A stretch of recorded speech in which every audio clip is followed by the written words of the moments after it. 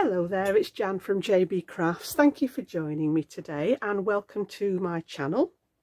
I have a video tutorial for you today on another concept card design, and this one's always been very popular when I worked at Crafters TV for Crafters Companion, and it's such a simple design to make.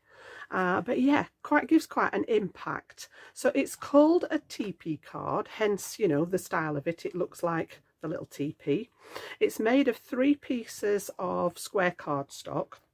Mats and layers can be anything. I'm going to create my own background today, but you could use pattern paper. You could use, you know, if you've got gel prints lying around, anything like that, whatever you prefer. And I'll show you how to create that perfect triangle to fit on those mats and layers to go inside each of those for decoration. So I've just kept the patterned sort of element at the back, the 2 pieces on the back, and then I've decorated the front with a little bit of a travel theme. So this one I've gone down the pinks and the turquoises. I'm going to change it up a little bit today. I'm going to go with the turquoise. I'm going to add a brown into it today, make it a little bit of a little bit more masculine, not massively, but just to show you a difference in colour and see what it looks like. I'll show you the products as we go along. A little bit of ephemera in the background just to make up that little collage piece, and then I've got this one's actually a little faux fastening. I've just popped an eyelet with some twine in here, but it has got a little Velcro sticky dot on the back, and it means that it all folds down flat. So you can see there. And I would make a large envelope for this one to go in. I think it's about 8 by 6 that we would need for the envelope by the time it's all laid flat. Or you could make a gift box for it, you know, however you wanted to do it. But yeah, it just comes together, literally folds over each other. Use the sticky dots to actually seal it, and then, as I say, this is just a little bit of extra decoration. So let me show you how I made it then. I'll pop that one over to one side, and then we can bring in the components. So I'm going to do the background first so that that can be drying, and I've just got a piece of watercolour paper here. I'm going to bring in my mat to try and attempt to protect my surface here, but this is just watercolour card. And it's about 6 inches. It's a little bit bigger than what I need, but I've just trimmed it down from an A4 sheet so that I can cut my panels out of this when I've done. And then I'm going to bring in some oxide inks. There'll be no surprises there to actually do my design. So the one that you saw was actually saltwater taffy and salvage patina. So this is a nice sort of shade of pink with the turquoisey blue colour. I'm going to take the pink out today. I'm going to leave the turquoise in there. Sorry, I'm just trying to get rid of the extra ink pad there now. And I'm going to add in ground espresso, which is a nice sort of rich shade of brown. So we're going to do that. And we're going to do some application onto the card. I've picked watercolour card because we are going to add quite a bit of water to it, and it will stand up to the job. So yeah, let me show you how I've done that. Now, just before we get cracking with the ink, I'm just going to give credit to somebody where I saw this, and you've actually seen me use my little applicator before to apply inks, which is just one of my applicators and sponge pieces in, and all I've done is covered it with a piece of plastic, and I've been using this for quite a while. It's a great way to add ink, and I have used this in a couple of other videos that are on the channel. It gives a different effect than it does when you're sort of mopping up ink, which I often do. So depending on what I want for the background, I've used this one. Now, because we're using a larger surface, it never occurred to me to actually make a larger version of this. But I watch a lady on YouTube called Natalie Bowers, and she's at NB Cards, and she refers to this as a smoosher, and she has a video on there which shows you how to make it. So off we went. And I can't believe I never thought about making something with a larger surface area. And this is just a little bit of scrunched up kitchen paper inside, and then I've put a flat piece around it, and then I've used some plastic again with some sticky tape just to seal it so that you've got a waterproof, non-porous surface on it. And all this means is that you've got a larger surface area than the one I've been using for all this time, which means you can cover more space. You know, it's more effective. So we're going to use this one today. I'm going to give this one a go. So what I want to do is I'm going to pop some of my inks out. So first of all, we'll work with the salvage patina, and I'm going to pop some of this on my craft mat here. So I'm just pressing this down to get some of the ink out, and we're going to spritz it with water. Now I'm going to put quite a bit of water in because I want this quite dilute. So we're just going to spritz it with my water spritzer there so that I've got a nice sort of consistency going on. And then what we're going to do is we're going to just mix all that together. You can see we've got sort of more of a, you know, sort of runny consistency now. And then pick it up on the back of my smoosher here. I'm going to use the same term that Natalie does because it is a great effect. And then just press. And you can see how this now transfers ink in a different way to what it would if you were using the picking it up technique. So yeah, it fascinated me watching some of her videos. I thought, I've been doing this for such a long time. Why did I not think of making something that was bigger, with a bigger surface area? So that literally is all it is. And you can see that this is actually applying that ink now. Just moving it round, turning it, and you get that lovely distinction of the ink. Now I don't want to overdo it because I do want some areas of white still in here as well, and we've got to add the brown ink. So I'm going to leave it at that for now, and I'm just going to give that a little dry with my heat tool here, because we can use up what ink's left there to go over this a second time. Now, if any of you have come across Natalie, you'll know that she's actually got a different version of the little smoosher as well. She's made one exactly like what I'm using here, but instead of using plain plastic, she's used bubble wrap. So again, that gives you a completely different texture when you print it on here. If you want something that's got more definition to it, fascinating, really is. She's a very, very clever lady. I love watching her videos.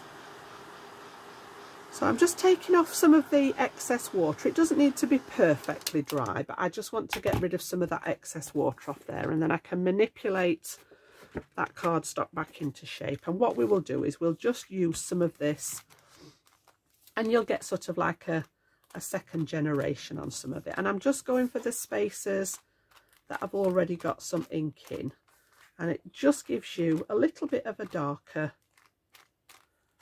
area. And it does use up a little bit of the ink. So yeah, I don't want to go too mad with it. So I'm going to stop there for now. And then all I'm going to do is just bring in one of my really dirty cloths that I use for mopping up. This, because it's non-porous, you can just give a clean, and it's good to go with the next colour. I tend to sort of flatten it out again. I am going to get rid of this just for the purpose of the video. I would normally mop this up with extra cardstock, but I'm just going to get rid of this today. So forgive me for wasting a little bit of ink. And I'm just, again, going to make sure that that top layer is dry. And the reason I'm drying it is because when we add another colour, the oxides layer beautifully for starters. But if it's wet, obviously you'll get a mixture. And turquoise and brown are just going to give us a very muddy colour. So if you've got two colours that blend nicely, so for example a pink and a yellow, you'd get a nice orangey colour in between. If I was adding blue with a pink, I'm going to get that sort of almost lilac-y tone. But yeah, just be aware of what your colours will end up as if you're mixing them. Excuse me. So yeah, we're going to do the same now with the brown. So this one was ground espresso. I went through a few of my browns before I got to the shade that I wanted, and I just tried these on some spare cardstock. But I want a good depth, a good saturation of the brown, but I am going to spritz it and dilute it again so that it's not too, I don't want it to overtake the blue that we've already done. And then I'm going to do exactly the same. So again, we're going to pick up a little bit of this, get off any excess, and then I'm just going to aim for some of the gaps now with the brown. Now I don't want a lot of this, I don't want to overdo the brown, so I'm just going to go very gently, probably put far more ink out than what I need, and pop into some of those little white spaces there, twisting and turning as we go, and then bring it back down this side.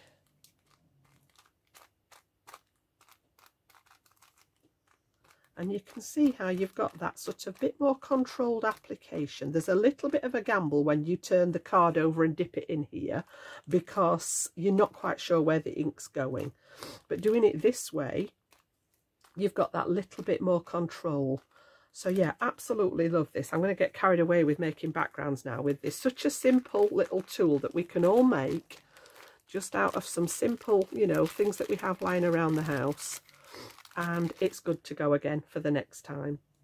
So yeah, whereas I've got quite a lot left, we will do a little bit more with that. I'm just going to dry off again any areas that have got a bit of moisture left in them. And you can always dab some of the, if they're too much depth of colour, just dab some of that out. I don't want the brown, as I say, to overtake the blue. I just want it to complement it.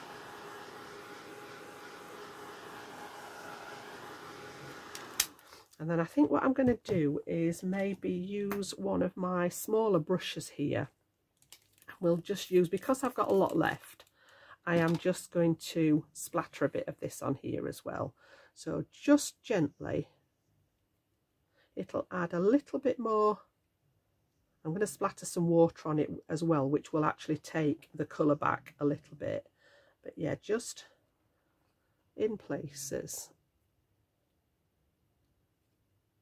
to use up some of that paint there. Yep, so I'm happy with that. So yeah, we'll get rid of the excess colour out of there. We do end up with spray everywhere when I do this, but it all cleans up. So I'm just going to pop that up there for a second so that I can get cleaned up. The desk does clean up, but I do try to protect it the best I can with the mat. And then I'm just going to clean up again. As I say, I would normally mop all this up, but we'll just use the cloth to clean that bit up and get rid of any of that. Give it a spritz, make sure we're all nice and clean, ready for the next. I don't want to contaminate anything with the brown ink. There we go. So again, we're just going to do a little bit of drying to make sure. So in between each layer, I have dried to make sure we've got no water moisture left on here. You can see now why I started off with the watercolour card. It does stand up to the job immensely. And again, if you've got any that's been really stubborn, you can just take some of that depth of colour out with your cloth.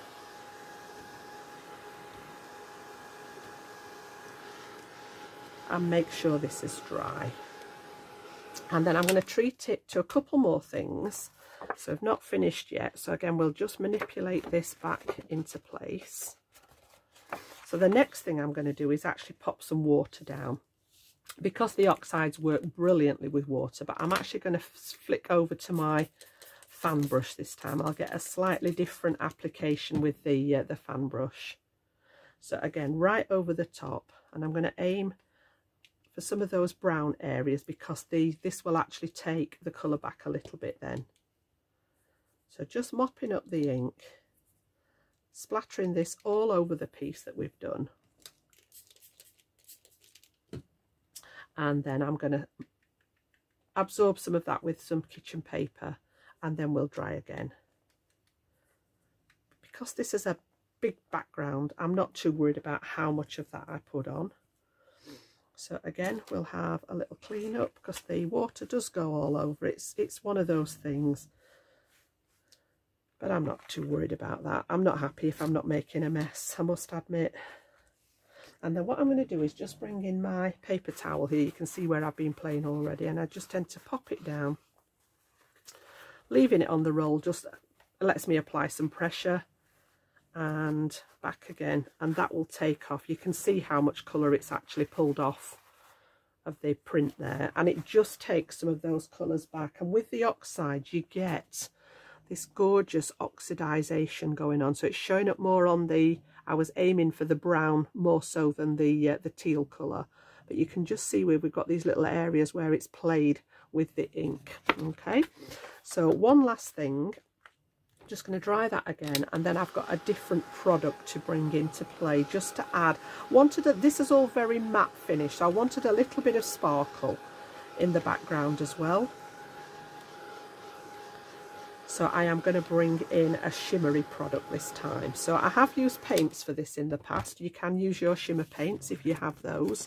But I was having a little bit of a tidy up the other way, and I've come across products that I haven't used for a long time. And that's actually some of my Pixie Sparkles by Cosmic Shimmer. So again, we're going to create, this is a powder that reacts when you put water on it. So I just need a little tiny bit there. I don't need a lot. And I'm going to add some water. And you can see how that changes straight away. And I'm going to use my little round brush again here. Just mix it all in. That's absolutely gorgeous. You can see all that beautiful mica shimmering in there. I need to be a little bit more careful this time that I'm not going too hard with it, because it will go all over. I know a lot of people use a splat box for this, but mine is just ancient. It's an old lid off, it was a box of photocopier paper years and years ago, and it really is pretty much dying a death, so I need to replace it really. So I'm just going to pop some of this on as well in places, and we're going to chop this down. So I've made it bigger deliberately so that I can create, you know, that off the edge print when we cut it down. So I'm happy with that. Just give that a bit of a clean. The old cloth comes in handy. I've usually got that close by. Get rid of the excess again here. We didn't do bad with the extra splatters. Just get rid of it and we can get cleaned up. So I'm just going to pop it off the desk, because if I do it straight away, it comes off much better than waiting while later when it's maybe dried on. If you could see the mess around the desk, honestly, it's the stuff everywhere. I don't think any of us ever have enough room when we're crafting. But yeah, I focus on my workspace. But the rest of it, oh my goodness. I don't think I would want it on video, to be honest. It seems to be a forever tidying up job. I do try and put things away when I've finished a project. But there's always bits hanging around. So again, just taking the edge off that ink that we've just put on there. And again, if you get any bits that are really stubborn, you can always just give them a press with the cloth to take off any excess water. But they will just give that nice little shimmery finish. Just catch the light in there, and I'll show you on the camera in a second. Right, I think we're about okay for that. I'm going to do a bit more to it, but I'm going to do that when I've cut it up, purely because I want it to come off the edge of the pieces that we're working with. So again, just manipulate that nice and flat again. And if I bring you that up to the camera now, I don't know whether the camera's picking up those lovely little splatters that have got that tiny bit of shimmer in. It's just a little touch there, but it does add an element with all that sort of matte oxidization in the back there. So I hope that's shown up on the camera for you. So I'm going to pop that to one side now and let that dry off properly while we go through the pieces that I need for the actual card. So I'll move that one out of the way for now. So I need 3 pieces of cardstock for your background card. Now I've chosen white card for this, but you can make it in any colour. And you want 3 pieces. Mine measure 5 3/4 inches square. If you've got, so for example, a 12 by 12 sheet, you could get 4 pieces of 6 by 6 out of there easily. But mine are cut from A4, so the largest really that I can get that I'm happy with is 5 3/4 square, and I've got 3 of those. And we're going to do a little bit of scoring on those before I go any further, and it's just one simple score line. And this is why this is where the line down the centre of my scoreboard comes in handy. This has just been done with a permanent marker pen, but it gives me a focal point. So I'm going to get my scoring tool, and I want to turn these on the diagonal. And I want to make a line from one corner to the other across the diagonal. And as I say, having that line in place just allows me here now to actually pop the corner into the black line, the bottom corner into the centre of the black line, and I know then that this is going to run straight right down that diagonal, so you can just see that score line there. And I'm going to do that on all 3 pieces. So again, just line it up in that track and bring that one score line down the middle there. Okay, last one there. It's just so easy to get it lined up in place and bring that score line in place. So that's the only scoring that I need to do for this particular project.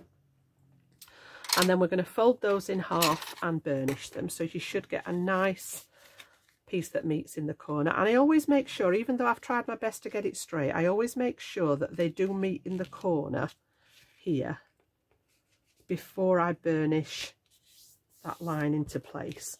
You want them to be as accurate as you can get so that these line up nicely. So that's one. I've got a second one there. That one's pretty close. And then a third one. And again, just double checking that they meet nice and straight. So that's all the pieces at the ready. I've got 3 of those. Okay, and then I'm going to need pieces that measure 5.5 inches square. So this is going to be my matte layer, and because I've chosen the blue and the brown inks, I've gone with brown card on this one. The original one that I made was actually black card, and it is only a very thin matte, but it just lifts it off that background. So this time I'm actually going to go with brown, and you want 2 pieces of this. And what we're going to do, I'll just bring the guillotine in. I'm going to do the same with that diagonal line, but this time I'm going to cut it rather than score it. So I'm just going to use the edge of my guillotine blade there. I can just see through here that I've got one corner right on the edge and the top corner on the edge, and chop it straight through the middle. You want 3 triangles. I've got another one ready. So you want 3 triangles. The fact that you've come down half an inch, you've come down 1/4 of an inch from the original one. So this was 5 3/4 and the brown was 5.5, means that you've now got the perfect piece to fit in your card and just leave you that little tiny 1/8 of an inch border all the way around. And then we're going to do the same with the pattern paper as well. So I've got my 3 pieces of white at the ready. I've got my 3 matte layers at the ready. And then we're going to bring in that piece that we've just made, and I'm going to cut this down as well and do the same. So I'm going to take one of the edges off because this was just slightly wider. So we started at 5 3/4. The brown was 5.5. I'm going to bring this one down to 5 1/4. So I've got a piece to come off the edge there, which is spare. And then I'm going to take 2 5 1/4 inch panels off here. So make sure that's nice and straight. And I've got one and a second one. So these are 5 1/4 inch square. So I've come down that 1/4 of an inch each time. You'll get a little bit spare again. If you want to cut these down to size first, oops, I put that away, I still need it, then you can do, but I like to do all the inking on one piece. And then what I'm going to do is I'm going to chop these in half as well. So just like we did with that brown layer, I'm going to line up the points on my guillotine, and to the best of my ability, pop that in half diagonally. And then I'm going to do the same with this one. Now you will have a spare, so you can decide which pieces you want to use. So you only need 3 of these triangles, so you will get spares. If you want to make a second card, you can always recreate. And there we go. So you've got 4 of these now, all the same. So I'm just going to have a look through and decide if there's any. That one's got quite a lot of brown on, so I'm going to leave that one out of the scenario, I think, and keep that for something else. So I've got 3 pieces here. So I want to do a little bit more to these now that we've got these into their formation. And again, these will now, because they were that bit smaller, you're going to get that perfect size to fit on your matte layer with just that little border around it again. So the first thing I'm going to do is take some of my opaque Spectrum Noir ink in the turquoise, and I'm just going to edge them. Any of you that know me know that I love my inks, and in my world things are not finished if I haven't done the edges. Now it is very subtle, but if you compare the two, it just brings, in my opinion, it brings everything together, and it takes seconds. You can do with this with a sponge applicator, but because these particular inks have a sponge pad in them, I just use the ink straight to the edge of the card, and it literally just takes a few seconds. So this is the kind of thing that I normally do in advance, so that you guys don't have to sit and watch me inking all the pieces. But obviously we use this as a big piece. It was easier in my world to just ink the whole piece for the background and then cut it up. And then I'm going to bring in a different type of Spectrum Noir ink. I'm going to use the quick dry ink this time, and I've got just a little tiny splat stamp out of my stash here. I can just see that on there. It's not easy to see. You'll see it when I stamp it. And what I'm going to do is, just in general, I want to add a little bit more detail onto here. So this is a very neutral brown grey. It's Misty Morning in the Spectrum Noir range, and I am literally just going to add in some of the gaps that little splat in a very neutral shade, so it's not detracting from what I've done.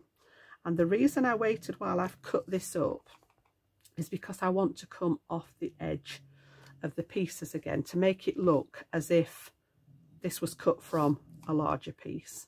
So it's knowing when to stop. Okay, and then I'm going to do that to all three pieces. So again, where I've got some white space showing is a good place to land. So turning it round so that you get different bits of the stamp each time. And I'm just going to do that on all three pieces. So nice and straightforward. I'm not even bothered with my stamp positioner for this. I'm not worried. If I don't get a perfect image, then so be it. It's not the end of the world. Yeah, so just some random stamping on there. Just give that a little clean up so that I don't end up with it everywhere. And that one could go back over there for now. So that's that one done. So that's my inking out of the way. Give that a bit of a white down again. I don't think we went too far over the edge. And then as far as popping this together is concerned, first of all, I'll get these matted and laid so that they can be drying. So I am literally just going to put one on top of the other, and I'm going to use my all-purpose glue here. You know, this is one of my favourite glues when I'm working with cardstocks. So again, I'm just going to make sure that this is nice and straight. Add glue to the back here. And then we can get these pieces matted and get them dry, ready to work on the front. So again, I'm just going to pop these onto the brown like so. Let me just move those to one side for a second. And again, you can just wriggle it into place with that wet glue, and you've just got a tiny little border all the way around. And then I'm going to bring in, rather than mess with it, I'm just going to bring my block in. She says moving it. And that's the beauty of having the wet glue there. Just pop that on to keep it flat. Again, I'm going to do the same with the other two pieces, and these will be the ones that we use on for the decoration. Like I said, if this is not your thing, you can use pattern paper. It doesn't have to be your own background. It works. I've done it in the past with pattern papers and it looks just as nice. But I love playing with my inks, and this was a perfect opportunity. So again, just wriggle it into place so that you've got around about the same border all the way around, and then I'm going to pop them all under there so that they can dry, and then we'll put the card blank itself together. So last one of those, and that one's going to sit on here. So I tend to sort of aim for the right position, but then I always find it easier to wriggle it into place when it's not flat on the desk. I don't know about you guys. I can just see whether that's in the right position and then leave those for a second to dry. And then we're going to come on to the card itself. Now, depending on how you want this to cross over, so this one, the right crosses over the left here. Okay, so I've got my right side crossing over the left side. Now it depends how you want that to finish. If you want this closure to be on this side, then obviously you would need to put it together so that this one comes over the top. It doesn't really matter which way you do it. I went this way because I knew I was going to have this little cluster of images on here, so I wanted the closure on this side, otherwise it would have been very close. Yes, I could have had the images on that side, but this is just the way it all worked out. So just bear that in mind, because they all want to be the same way. So I've got my long side and the right angle on the left, long side, right angle on the left, long side, right angle on the left. Now if you do it the other way, you're going to have the long side here with your right angle on this side. So it doesn't matter which way you do it, but all three need to be the same, otherwise it won't fasten properly. So I'm going to copy the one that we've done here. I'm going to take my 3 pieces that we scored. Let's just move these out of the way for a second so that I've got a little bit of space. And all we're going to do is we're going to start off with one of them, and we're going to pop the next one over the top. So I'm doing the right hand side one over the left one. Line up the points, and I'm going to come up to the score line but not over it, and then we want glue behind here.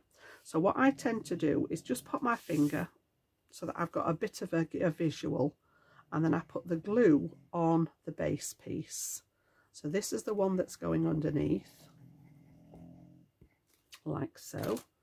And then I'm going to sit this one back on top and pop those points together. And as I say, just up to the score line, but not over it. Give that a press into place, and then when it folds, you should have a nice flush edge here with those points lining up at the top. Okay, so we can add a little bit more pressure to that one now.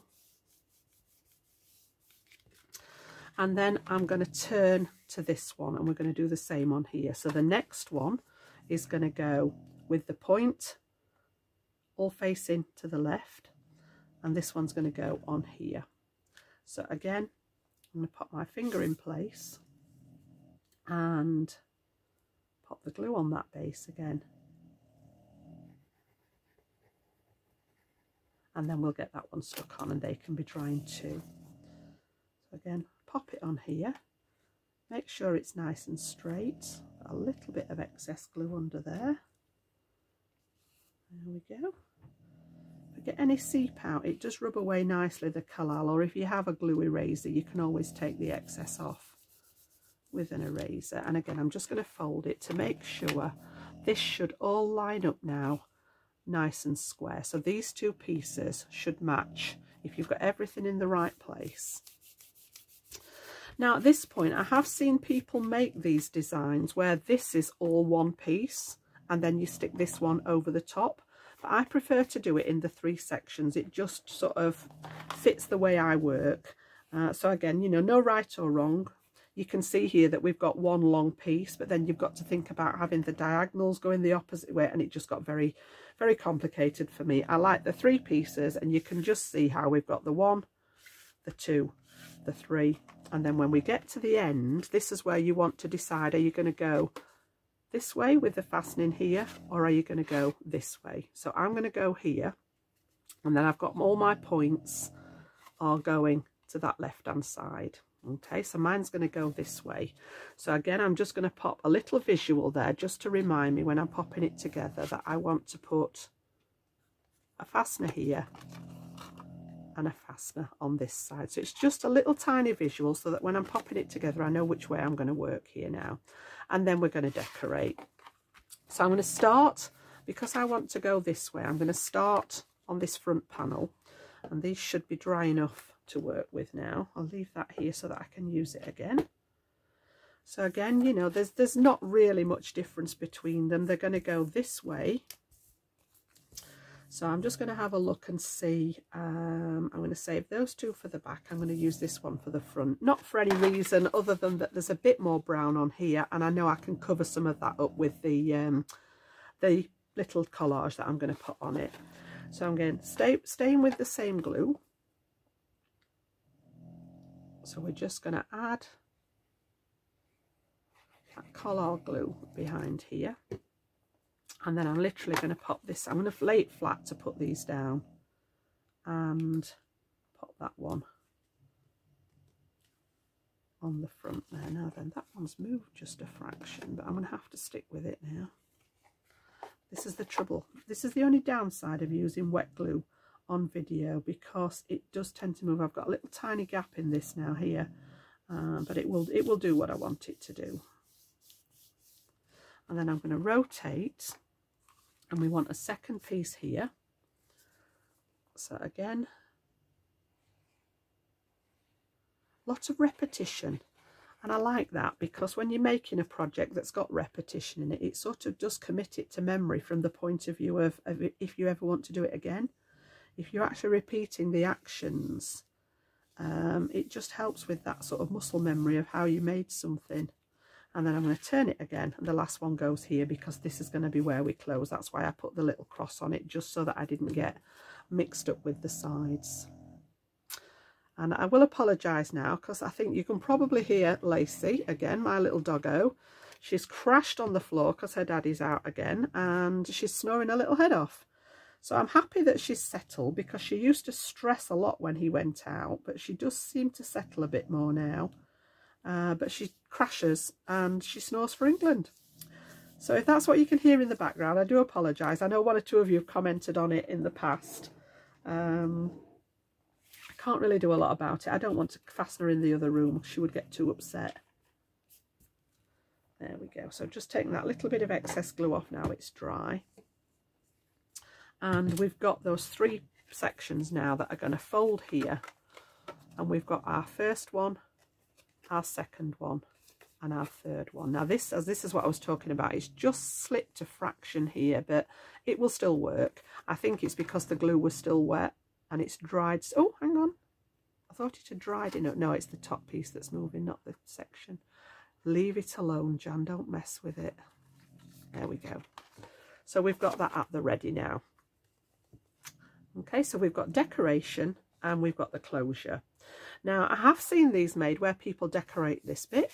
So you can cut little triangles and decorate this bit. But I left mine white. I quite like the contrast of the white. It shows this up, it draws your eye to this rather than what's going off down here. So again, purely you know, decorative. It's entirely up to you.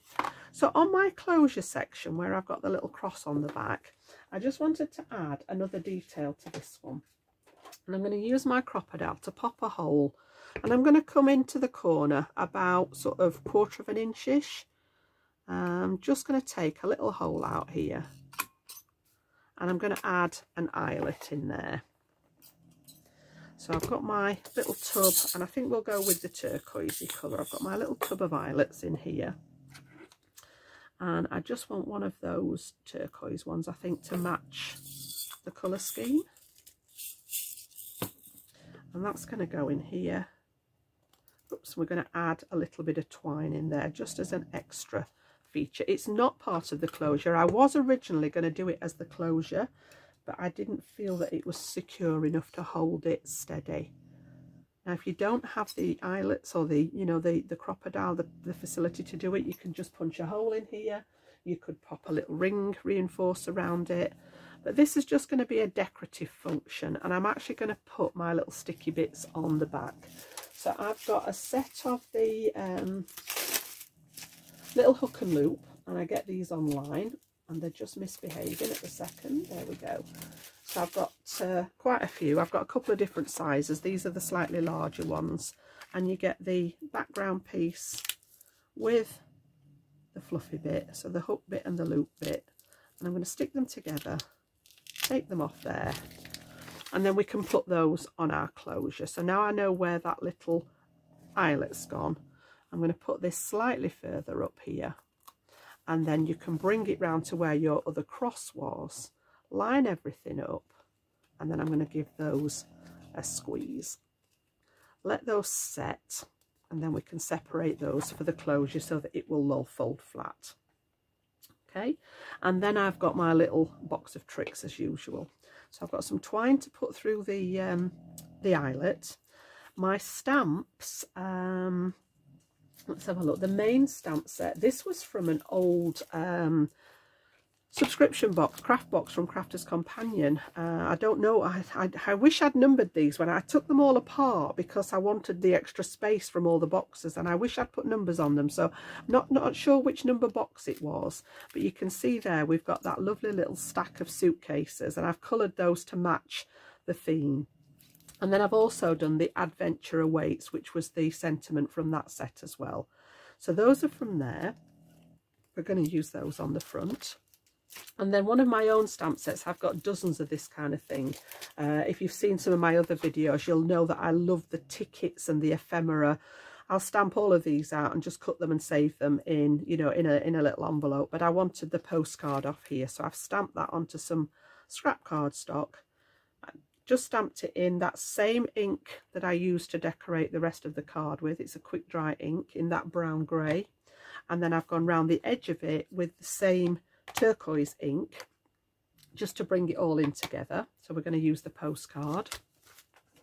And then I've got some other bits and pieces. So I've actually got an old postage stamp, and I've got some little bits of ephemera that were in my stash. Some of these have come from washi tape, and I usually put the washi tape onto cardstock and cut them out. And then I've also got a little metal charm. I thought we'd go with that today as well on there. I didn't have that on this one. But I think I'm going to incorporate it possibly down at the bottom here. You could hang it from the washi if you wanted to, from the twine. Okay, so yeah, different ways of doing it, but I thought we'd add that in as well today. So the first thing we're going to do then is I'll do the twine last because it can get in the way a little bit. So this is going to be the front, and this is what I actually want to decorate now. And I'm going to bring my fine tip applicator in my acrylic glue. So the first thing I'm going to pop down is the postcard, and I'm just going to put glue around the edge, but I do want to trap another piece behind here. So I'm actually going to put some glue on the back of the stamp as well, so that I've got this ready to just slot behind. So we want a little bit of glue. These are all used stamps. Again, these are off, I think these were from an Etsy store very long time ago. A lot of my own products got put away when I went to work for Crafters Companion. So yeah, I've not had them out for a long time, but it's nice to be able to get these out again now and have a play. So I'm going to go with the postcard on here, and I'm just going to use this as a guide here. Yep, that's about right. I've got a little bit popping over the edge, but I'm not too worried about that. And then just before that sets properly, I want to pop my stamp down the back of there so that it looks as if it's popping out from the postcard there. So my main image is going to go on here. I want a little bit across the base, and these are all scraps. This is a little bit of paper from a Tim Holtz pad that's got a load of rulers on, and I've used these again in videos in the past. Keep all the scraps so that I've got them good to go when I need them. And I'm going to bring this across the bottom here like so. Gosh, she's going for it, Leigh. She's flat out, bless her, on the floor. And then again, I'm just going to keep bringing this back in so that I've got that image, that visual there. And then I've got a couple more pieces.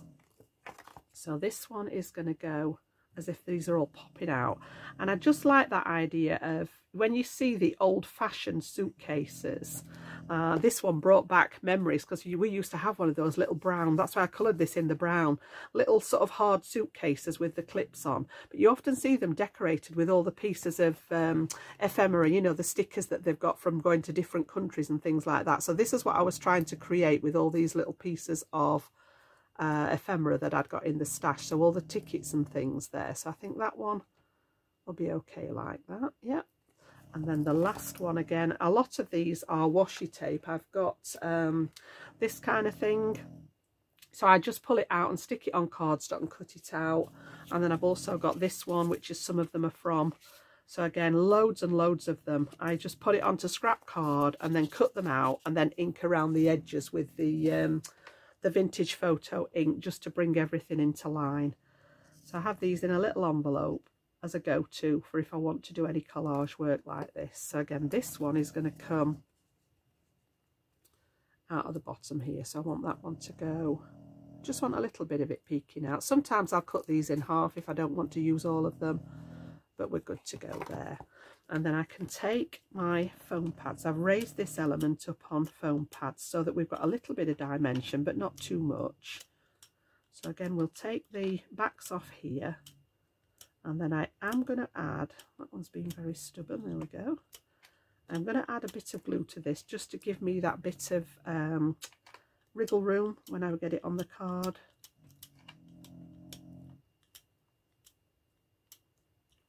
There we go.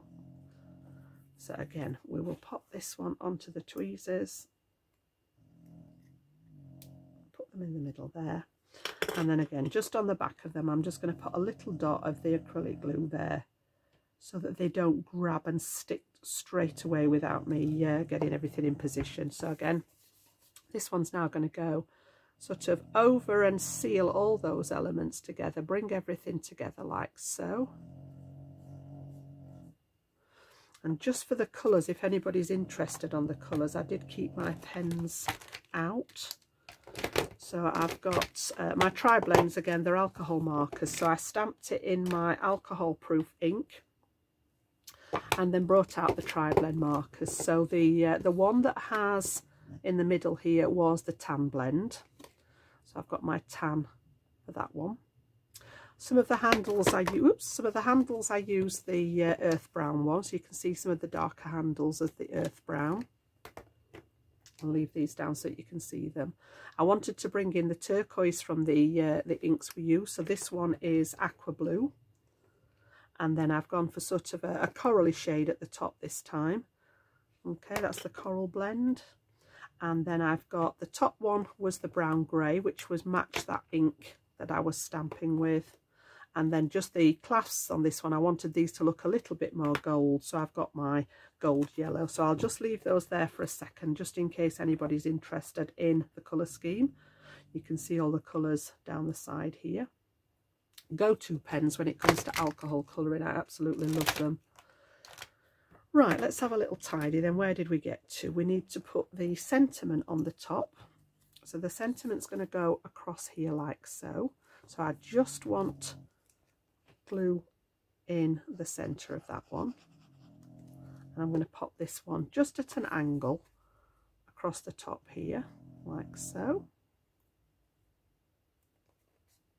And then I'm also going to pop this one on with the same glue, but I think before we do that I'll put the twine in. So these should be set enough now to pull them apart. I'm going to take any little pencil marks off there now just so that they're not showing. And then through the eyelet I'm going to pop my twine, and again it's just another feature to finish off with, and let's lay it flat so that we can see what we're doing here.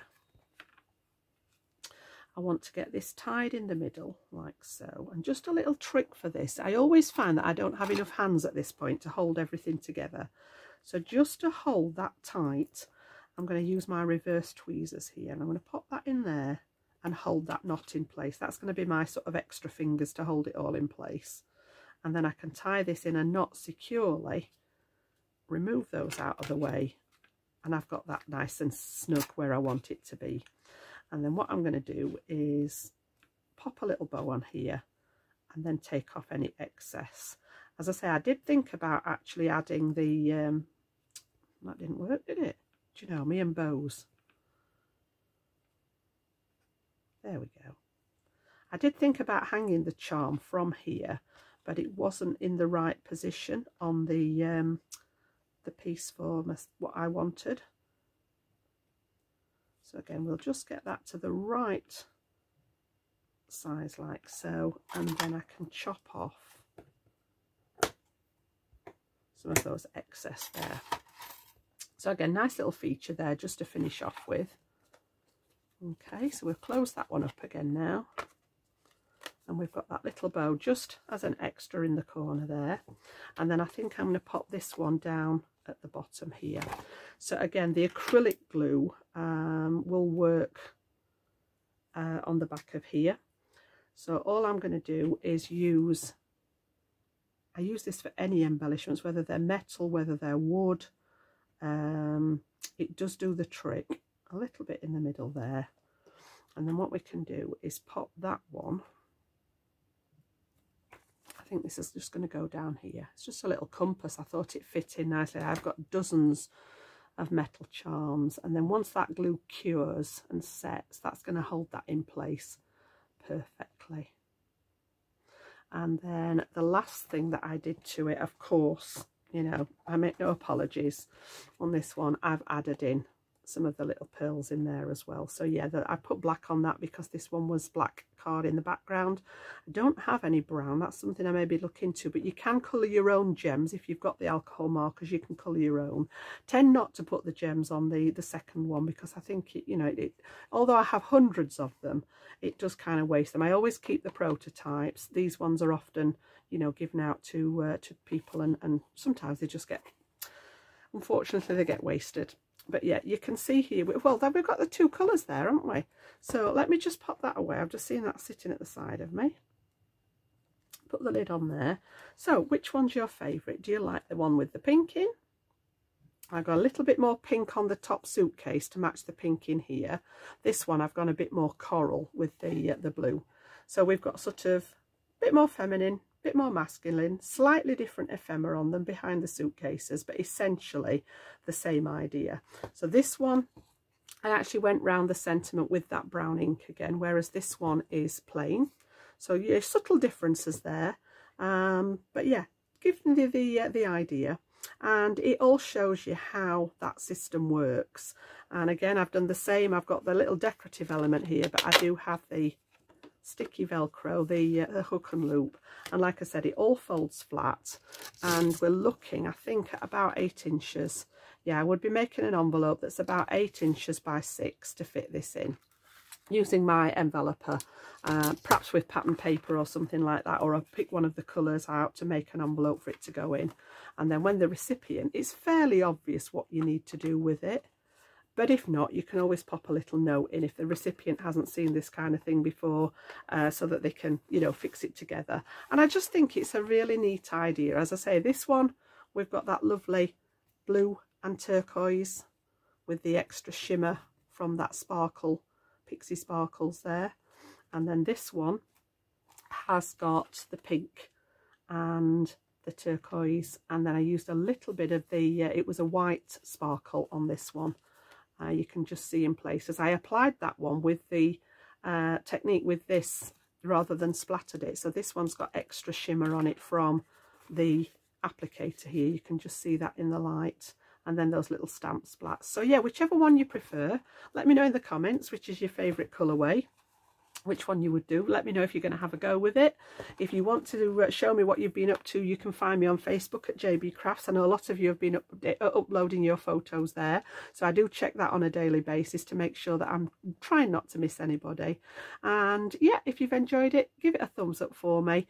Consider subscribing if you haven't yet done so, if you've enjoyed the channel, and I will be back very soon with another tutorial for you. So bye bye for now.